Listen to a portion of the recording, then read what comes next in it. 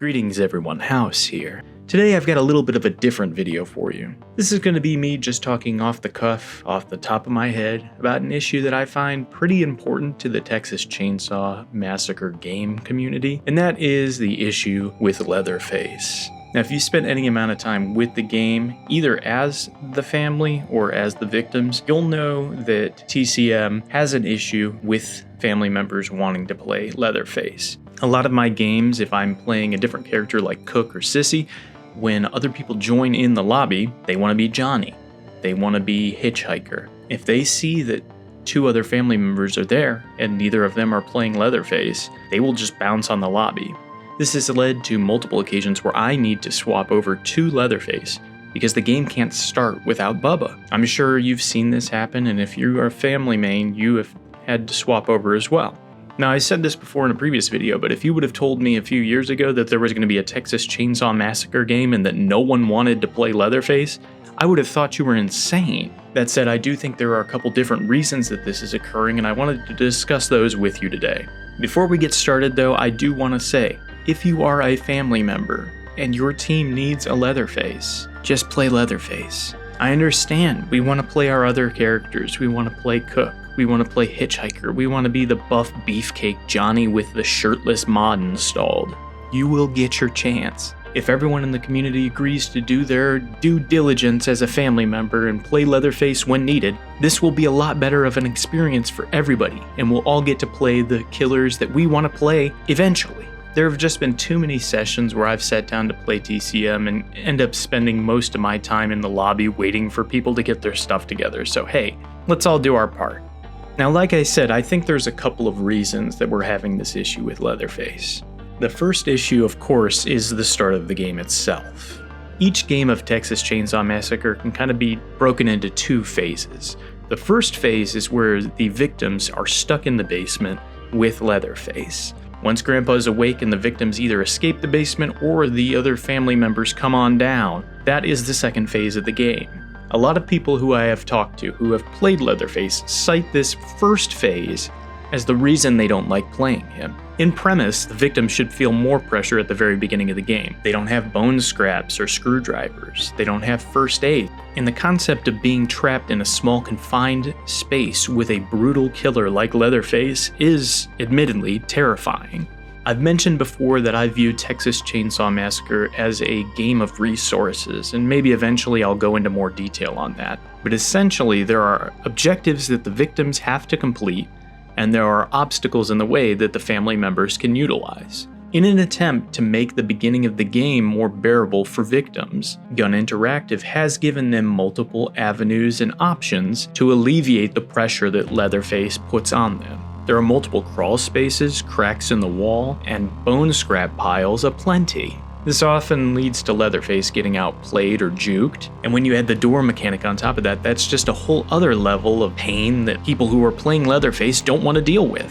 Having to deal with all of this fundamentally breaks the fantasy of playing as Leatherface. Think about it. If you are Leatherface, you have 4 victims trapped in the basement with you. You don't want to feel like you're trapped in the basement with them. You should be the one exerting the fear and controlling the flow of the map. For the sake of balancing, we can't really let that happen, or each game would end before it began or before we got to that second phase. It's a tough dilemma, but I do think that Gun is making some strides in the right direction by reducing the amount of times that we can be stunned and reducing the duration. The other issue with the basement, however, is it kind of sucks.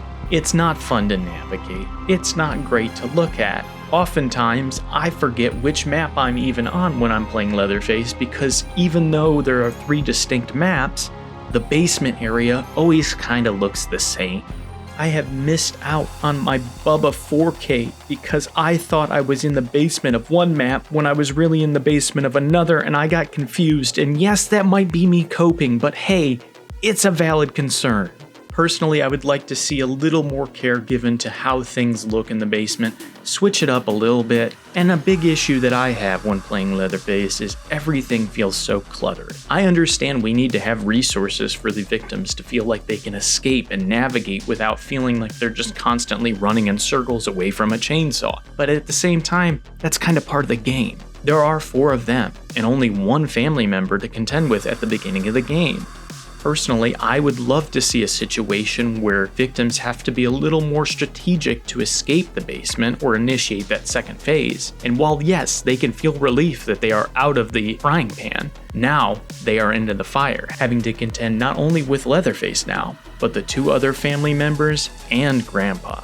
In this way, the second phase would feel more like an expansion of the game, rather than just a continuation. The second issue I see come up a lot of the times with Leatherface is the fact that other family members are just more interesting to play. Yes, the power fantasy of chasing victims with a chainsaw is intense. Hell, Dead by Daylight did it twice because it was so cool. But there's more strategy and setup involved with a character like Cook or Sissy, and certain players might find that more engaging than just being on an endless chase. Hell, even though I don't have a lot of experience with him, I could say that somebody like Johnny is better at Leatherface's job than he is. People want to have cool, interesting ways to interact with their games. And yes, chasing people around and getting that one-hit kill with the chainsaw is a rush. But setting traps you know will get triggered as Hitchhiker or poisoning a vital health bottle as Sissy is a different kind of rush. It scratches a different kind of itch. It also just feels like there are different options for playing the other family members comparative to Leatherface. With Leatherface, you are more or less stacking your savagery and endurance and then hoping for the best. With a character like Cook, I can focus on endurance, making him the fastest old man around, or I can focus on blood harvesting, making sure that Grandpa is always topped off and has his Grubhub delivery whenever he needs it. Hell, I've even been experimenting with a savagery build on Cook, and the same could be said for any of the other family members. Bubba, however, is more limited. Now that said, I don't feel like this is really Leatherface's fault. I don't think that we need to have some crazy ability for Leatherface that adds a level of strategy unheard of. But that said, maybe we could have some more incentive to play him. I know at any given time, behavior will increase the blood points earned in a Dead by Daylight match by either the survivors or the killers. This could be something that we see specifically for Leatherface players. Maybe you get a little bit more experience if you queue as Leatherface. Piggybacking off of that, I would eventually like to see a queue system where you choose who you want to play and queue into the game. I don't know how feasible that is with the player counts, but maybe if I'm trying to play as a family member, I'm queued as Johnny, and I see, hey, the estimated queue time for Leatherface is going to be 5 minutes faster. That might incentivize me to play him over somebody else. Of course, these are just ideas from somebody who has put a decent amount of time into the game and enjoys it and wants to see it do well. I want people to play this game. I want them to have fun. I want other family members to try out Leatherface and enjoy him.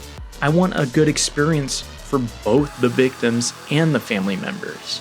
And mostly, I just want people to know that yes, there are things that are frustrating while playing Leatherface, but a lot of those pain points are being improved upon. The developers have been very active and communicate regularly with the players. I know they're seeing our pain points with Bubba, and they are taking steps to improve the experience.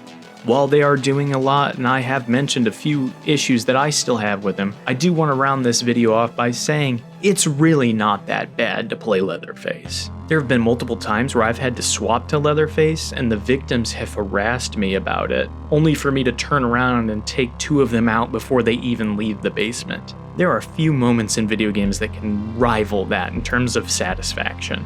And yes, when I started playing this game, I myself made a video saying that when I played Leatherface, it made me feel stressed out.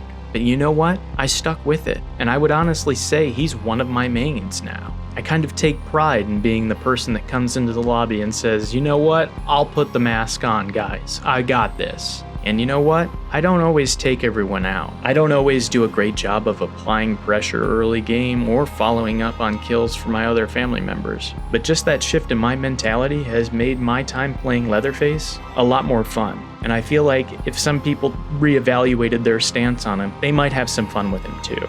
Anyways, that's all I had for today. Just a rambling off the top of the head discussion of something I've been thinking about for quite some time now. Feel free to leave a comment below letting me know your thoughts on playing Leatherface. And if you could, take a second to like the video and subscribe if you haven't already. It just takes a second of your time and it really means a lot to me. It helps out the channel. I appreciate it. I hope you have a good rest of your day, a good night, and good luck.